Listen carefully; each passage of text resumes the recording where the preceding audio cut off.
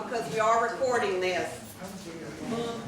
And I know that'll take y'all a minute to dig around. Get them out of your purse, get them out of your back pocket.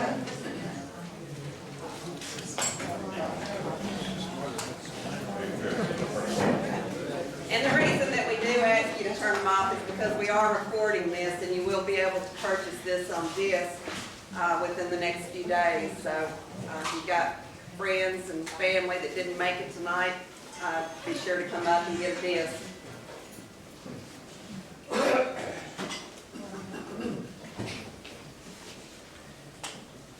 And we've still got plenty to eat if anybody would like to get up and get something to eat real quick.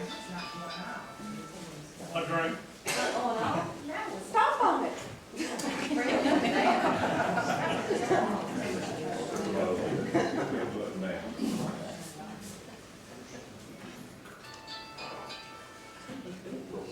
That was Sarah's, not that.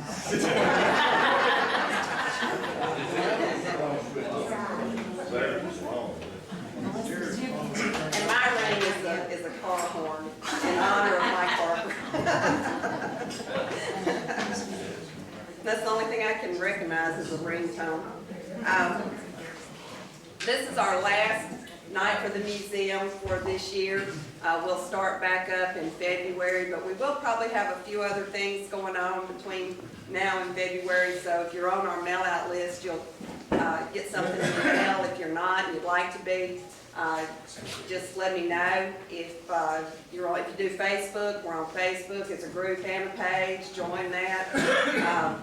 You can go onto our website and sign up for our email blast, and that's real easy to do. We want to be sure that you know everything that's going on up here. A lot of you were able to come to our gala in September, and a lot of you know what we're trying to do. We're trying to purchase the building next door so that we'll have twice as much room for events like this. We have a lot of people that come here to rent the museum, and a lot of times they need a bigger venue to do it in. So if we get this building next door, what we'll end up doing is not going to hold back here, go one over there that's going to give us an extra bathroom, just a whole lot more room, plus a storage room and parking. So we really need to get that. We did very well at our September fundraiser. We did right at $51,000. I had high hopes for 40, but we did very well, and we have quite a few people that feel real good about giving to the museum, and we're very thankful for them. If you haven't become a museum donee or donor or handed us some money, please do so.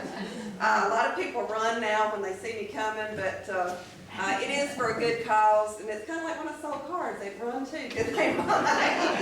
Or Mike would run.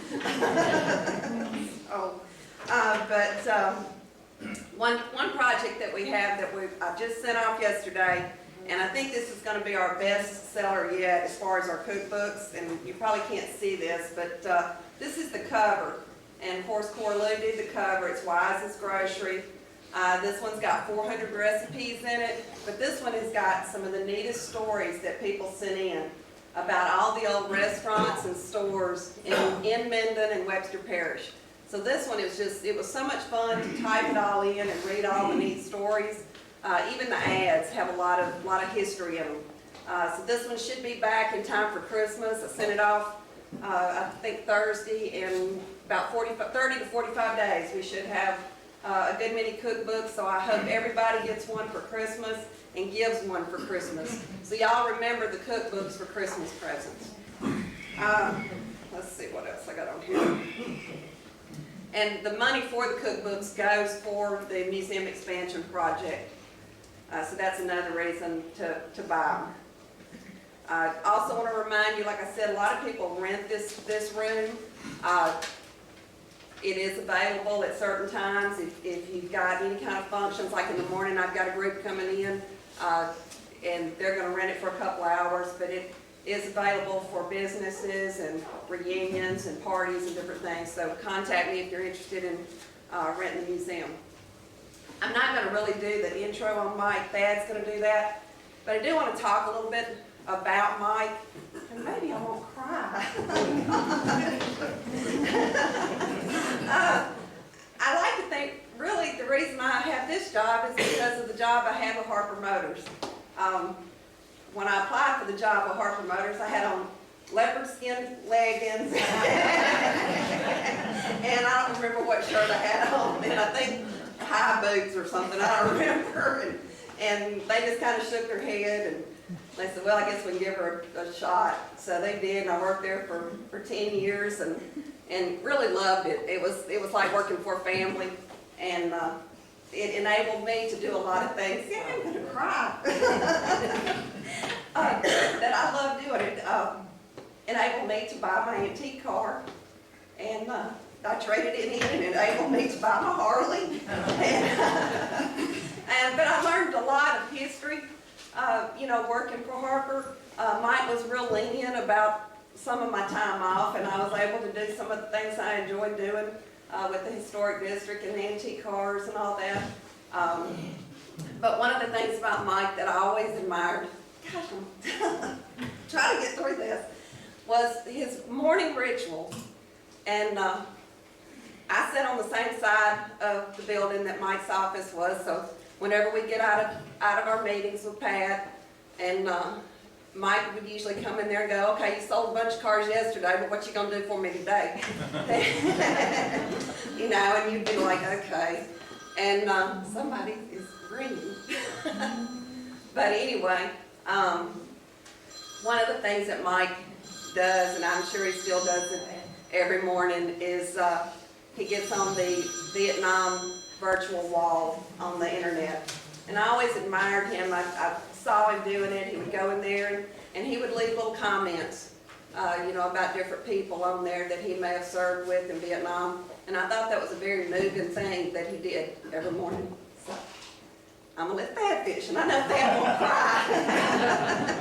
Thank you, Kelly. We really are delighted to have all of you here today, and I hope you'll take time to either look around at what the displays that are here, but also look at the displays in the main room in there. Larry Milford has done a wonderful job in creating this museum there. Practically everything is here. Larry's done that. Larry has not been too well lately, or else I'm sure he would be here this evening. But please look around. Every time I come in, I look around and I find something new. And I come in about 2 or 3 times a week. So there are lots of things to see there. So please enjoy it and come back often. We have lots of hours we're open, and we'd love to have you and bring your friends. There's so many people in Minden who have not seen this museum.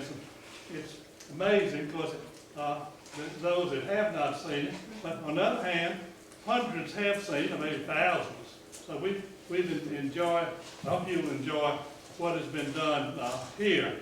But now, as our speaker this evening, it looks like he's already been introduced once, but Shelley does it in a little different way there. But I thought, it is a newcomer to Minden. He's just been here 29 years.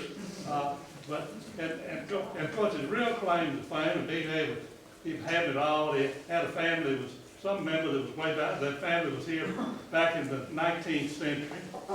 Seriously, when the Harpers came to Minden, they came really working hard and became a very important part of the community very quickly.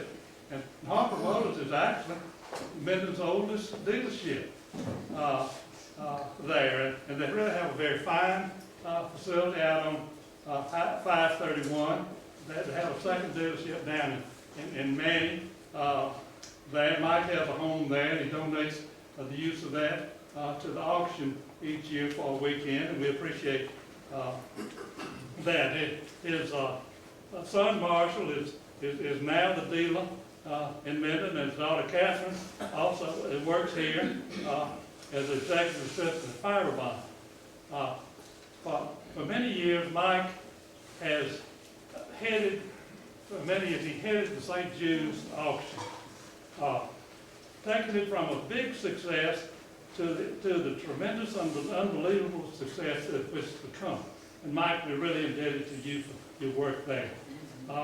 And of course, he and Whitney have both been very important members of St. John's Episcopal Church. They've served in numerous capacities and continue to do so.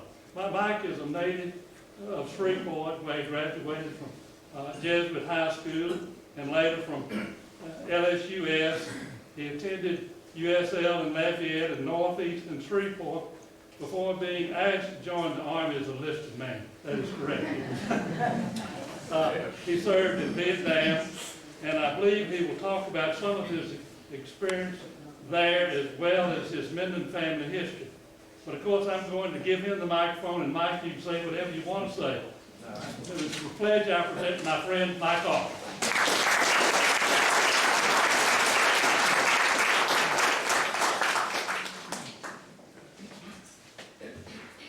A couple of disclaimers I need to announce right off the bat. Melissa Brown and Laura Hollingsworth and plenty of other people, the dental lines in this room, had a great deal to do with the St. Jude auction. Ironically, just a little sidebar, in 1962, we lived in downtown Los Angeles, and I had a paper route in the afternoon paper.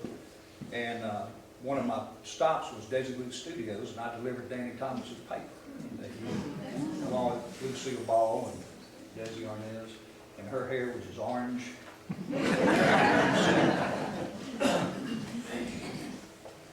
And further disclaimer is Frank Griffith and I are second cousins.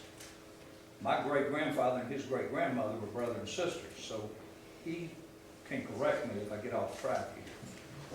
He knows this stuff as well as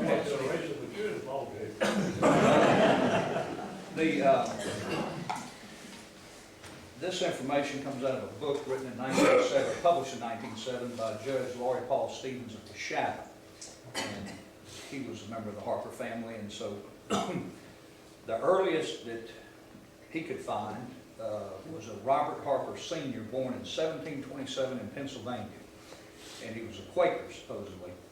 And the boy must not have been able to hold a job because he migrated through Maryland, Virginia, North Carolina, South Carolina, and eventually made it to Georgia.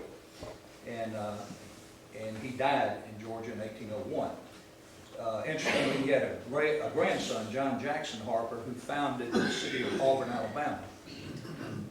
My great-grandmother, great-great-grandmother, founded Magnolia, Arkansas, or named Magnolia, Arkansas.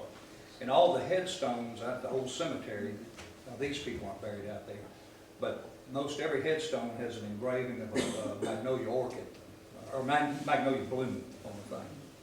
It's a trend in the family. The oldest graves out there, my great-great-grandfather, Samuel Burgess Harper, I don't know if you ever remember seeing a huge magnolia tree in the back of the old cemetery. That's where that family is. He had a son, Samuel Harper, born in 1756 in North Carolina, and he died in North Carolina in 1837, but before doing so, in 1823, he sold all his property in Georgia and moved to LaGrange, Tennessee, where, along with his son Samuel Burgess Harper, who's my great-great-grandfather, and for a time he was the sheriff in there, and supposedly was a big buddy with David Cryer, LaGrange, Tennessee.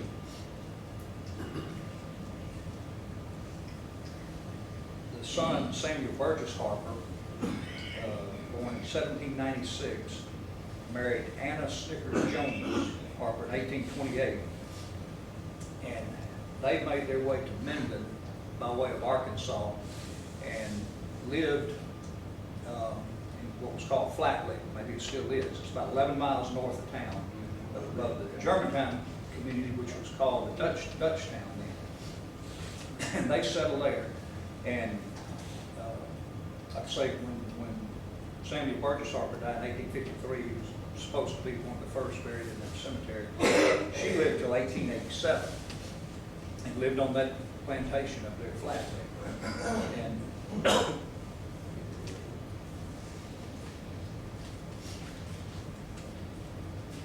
the person I guess I know the most about, other than obviously my grandfather, is for a couple of years I did impersonated my great-grandfather at the Minden Cemetery, and he was Dr. Albert Gallatin Harper. Albert Gallatin was the Secretary of the Treasury under Thomas Jefferson and James Madison, I think. A pretty famous name back in those days. The investment firm A.G. Edwards, A.G. is Albert Gallatin. It's a pretty famous name. Anyway,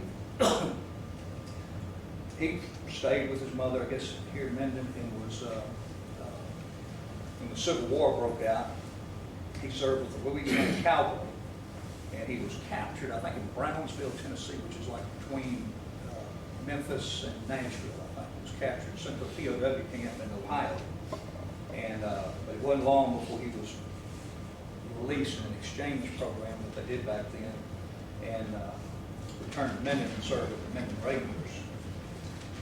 Minden Rangers are the Louisiana Volunteers.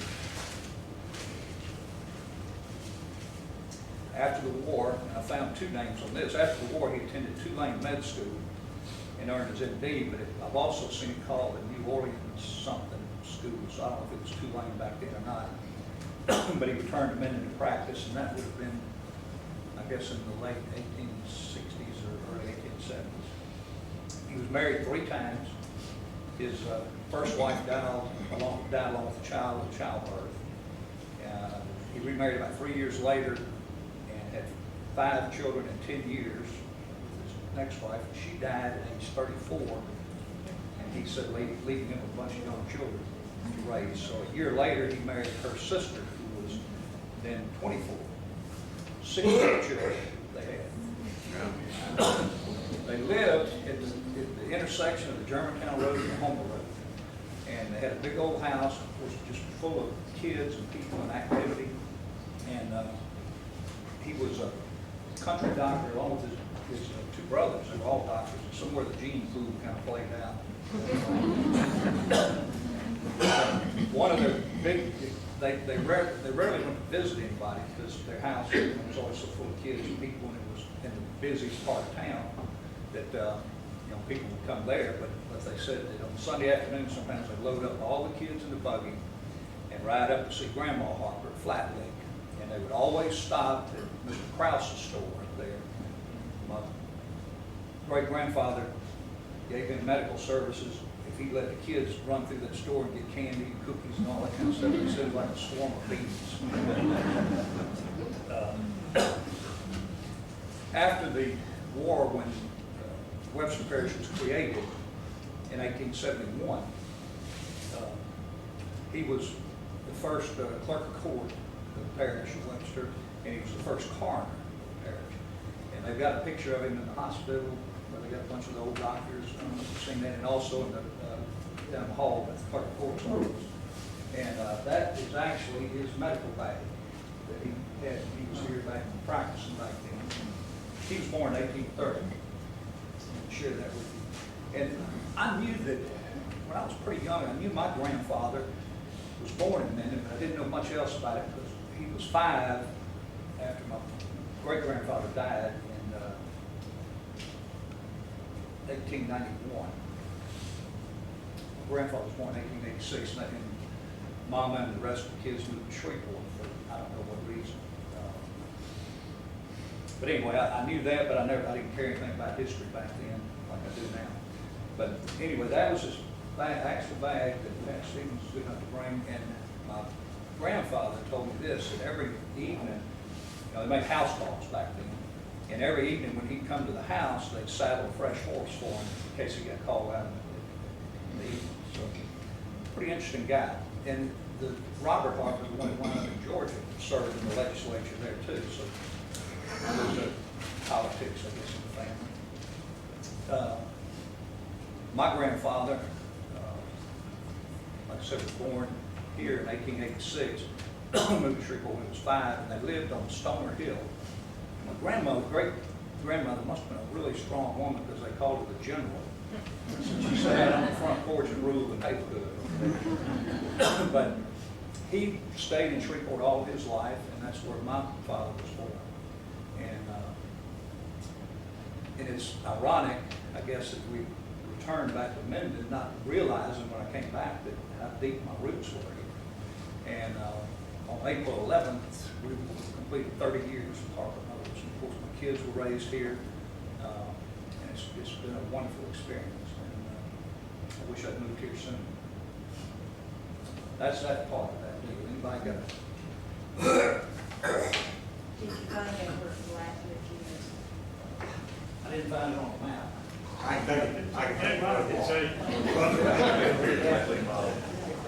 Frank Griffith has been kind to give me some things about our family. And this is Samuel Burgess's Harper last will and testament in 1853. He wrote it in November. I thought this was kind of clever, kind of prophetic. In the name of God, amen. That's how they started the Woods. I, Samuel B. Harper, a citizen of Claiborne Parish, Louisiana, being weak in body and feeling I must soon die, but having this time sound mind, etc., etc.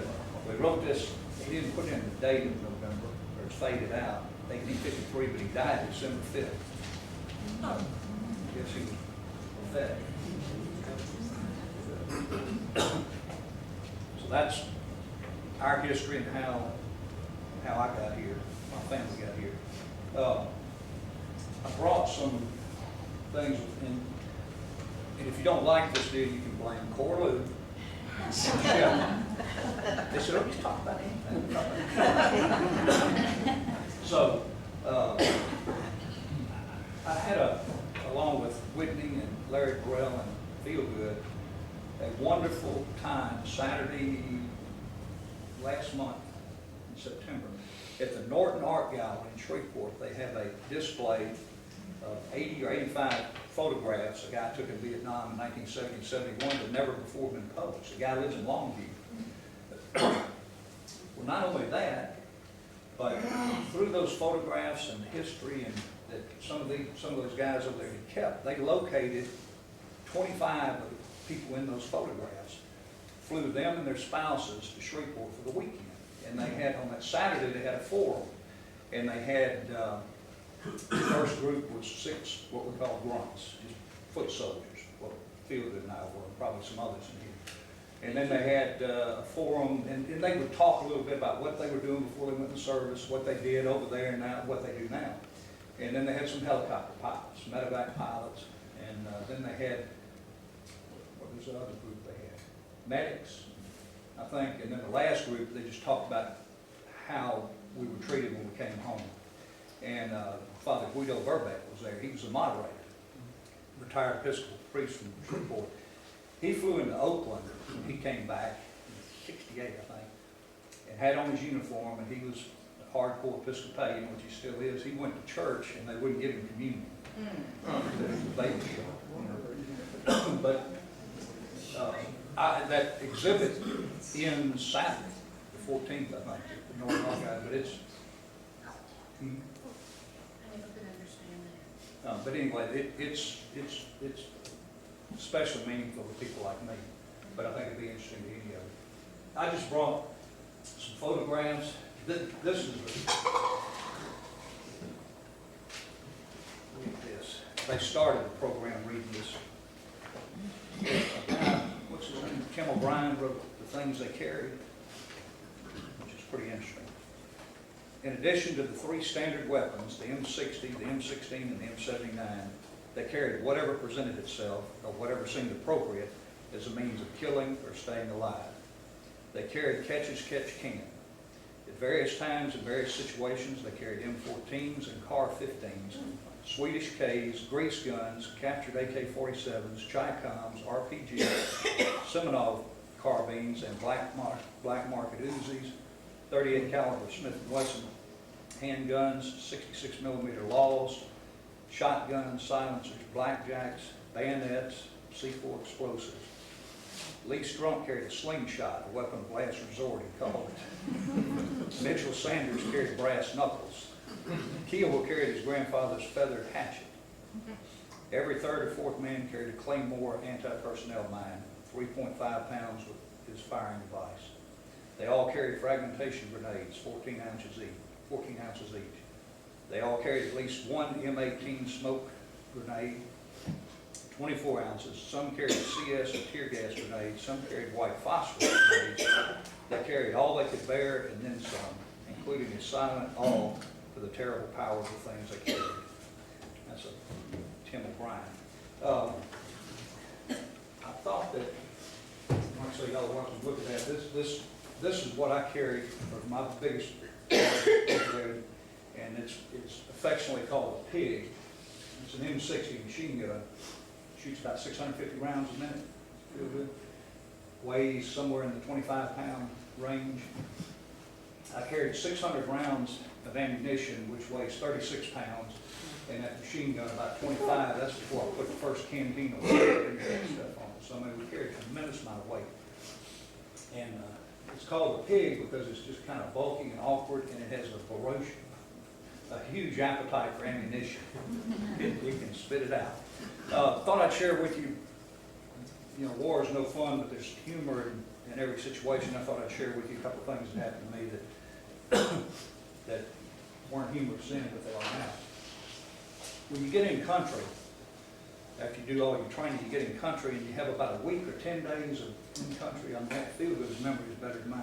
It's an orientation. Orientation, where they expose you to the latest booby traps, who they think's out there, how we're going to fight them, blah, blah, blah. And I didn't remember this if I was told it. My friend Jack Cook said that when he went through the orientation, the guy said there's something like 75 varieties of snakes over there. He said 74 of them are poisonous and the other one swallows you whole. So anyway, you do this orientation, and then they send you to your company. And a guy who I was a big old redheaded farm boy from Indiana named John Buchanan, and I had gone through all that together, and they sent us to our company, which is in Da Nang. And we walked in the company headquarters, and the captain and a couple of lieutenants were there doing something, and we came in and told him who we were.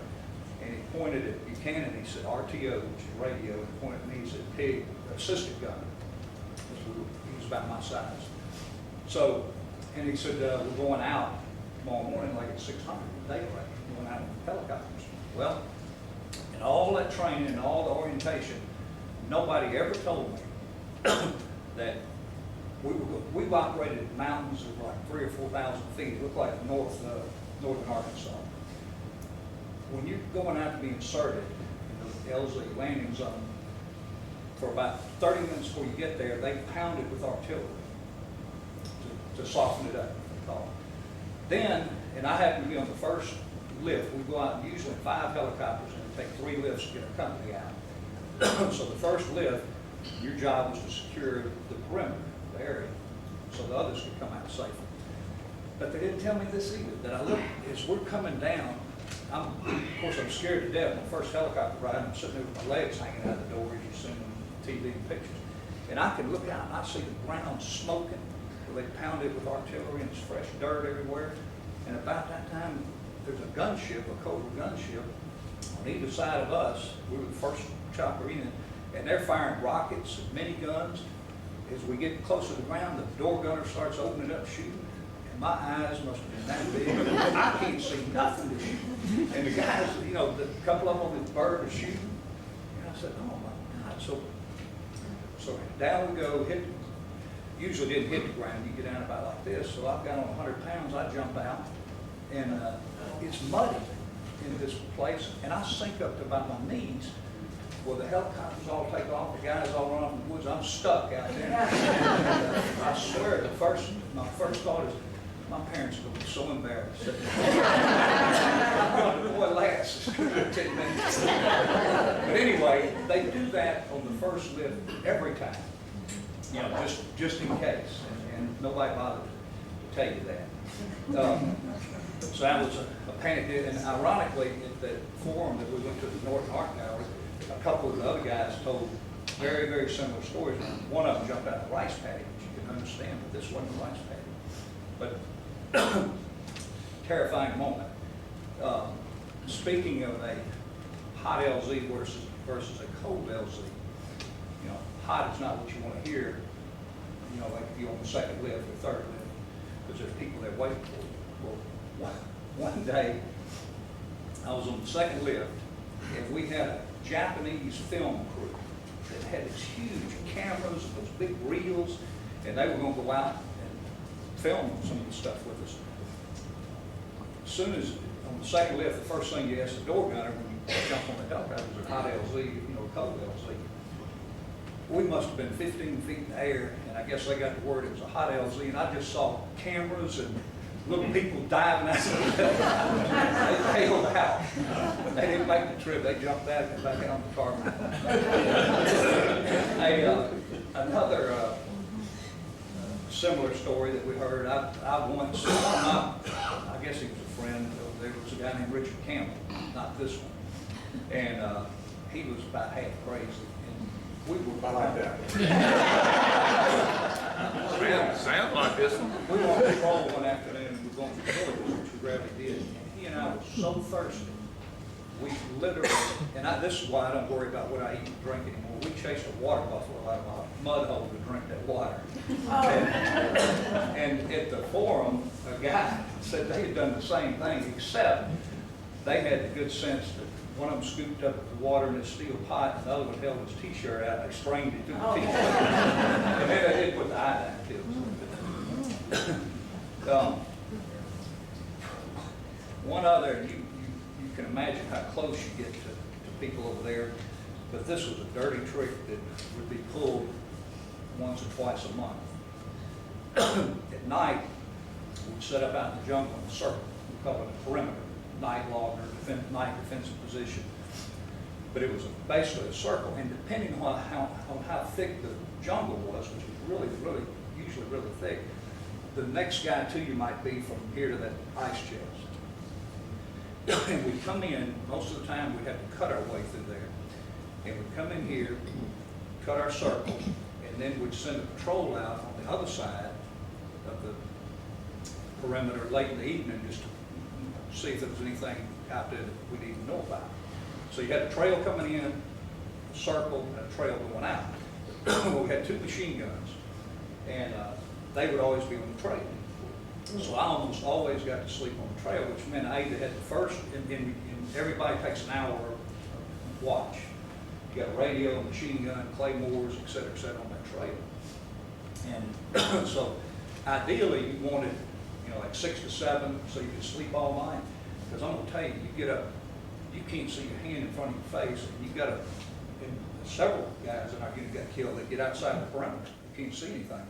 But everybody's got their hooches fixed up, their ponchos, and they tie them with boot laces. And they're out everywhere, and you trip over them and wake them up and try to be quiet, and you can't. But anyway, I was usually lucky enough to get, you know, like 6 to 7 or 7 to 8 early shift, and I could sleep all night. Or I might get 5 to 6, the last one in the morning, because I was on the trail. We would take the first guy would take his watch, and you'd pass that watch on. When it was your hour was up, you'd go find the next guy down there and wake him up, give him the watch, and he'd come to the trail. Well, more than once, I'd be sitting there and looking at that watch at 6 a.m. and it's pitch dark, and at 7 a.m. it's pitch dark, and at 8 a.m. it's pitch dark. They just run it up an hour. Lazy.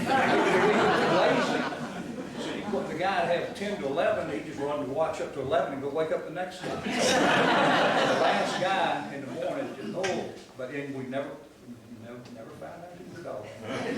Somebody did it. That's really all I have unless there are questions or, and like I say, if you don't like what you got,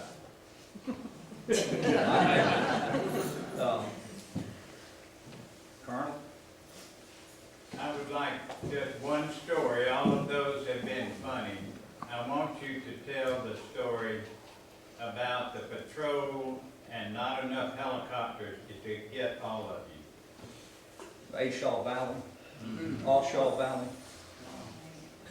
They sent our company out one day, sent us out early in the morning. The Ashaw Valley, that's where Hamburger Hill was, 101st Airborne. A lot of NBA coming in there with rock. Our job, we were stationed, or I was stationed at Dang. We operated on what we call Charlie Ridge, which was a set of those mountains to the west of Da Nang, and that's where the NBA would get up in there and fire rockets down in the Da Nang Air Base. So our job was to try to get rid of those guys, find the rockets and all that kind of stuff. But for some reason one day, and I don't even know, like I say, I was an enlisted man. I didn't have any maps or instructions, you know, I just tagged along. But for some reason, they took us up to the Ashaw Valley, and we were scared to death, because there'd been a group that had gone up there a couple of weeks earlier that had gotten just shot up bad. So we were terrified. Well, we didn't find anything, and they didn't find us, thankfully, and so it's late in the afternoon, and they can't get the helicopters out there, but they send us Chinook, big steel propellers on either end, or blades on either end. And they managed to get everybody in there except me, my assistant gunner, the lieutenant, the radio man, and maybe one, there was about 5 or 6 of us, and it's getting dark out there. And I said, you know, this is it. You know, we can't fight. We don't have any ammunition resupplied. You know, all we have is what we were carrying. And right at dark, finally, one of the normal helicopters, a Huey, Slick, that we rode on, who sailed in there and got us out of there at dark, and I was the most thankful person. Well, we all were, you know, because we said we ain't gonna make it. But we did. You ever see Puff work? Yep. Beautiful. Puff, they also call it Spooky. We call it Puff, the Magic Dragon. It's a C-130 plane, and we called it out. Had to call it out. It's a last resort, you know, if you're being overrun. It flies kind of on its side, and it has a 105 millimeter artillery cannon, and it also has a bunch of miniguns.